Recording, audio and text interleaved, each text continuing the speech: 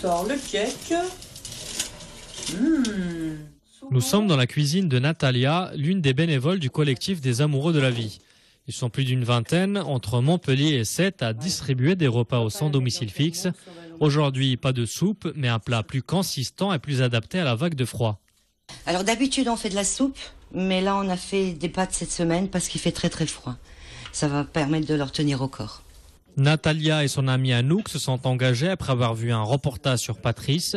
C'est lui qui est à l'origine de la démarche. Il est aussi bénévole au 115 du particulier, où il s'occupe de placer des sans-abri chez des volontaires. On y va. On y va. Une fois les préparatifs achevés, direction la place de la Comédie où ils rejoignent les autres bénévoles. Depuis le début de l'année, ils y sont tous les lundis et jeudis soirs. Une initiative fort appréciée par les bénéficiaires. Je trouve que c'est une super bonne action, d'autant plus que c'est tous des bénévoles et c'est leurs frais, comme je t'ai dit tout à l'heure.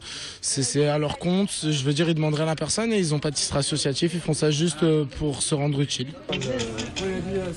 C'est des bolognaises. Si la bolognaise a rencontré un franc succès, les amoureux de la vie ne se contentent pas de fournir à manger.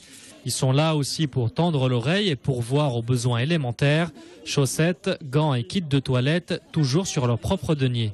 Quand on essaye vraiment de se débrouiller, c'est relativement dur, surtout tout ce qui est vêtements hommes, les chaussettes, les sous-vêtements. Sinon, les déménagements. Moi, ça a été mon cas. Je suis arrivée sur Montpellier, donc j'ai pu donner tout ce qui était linge de maison, serviettes, faire des kits d'hygiène.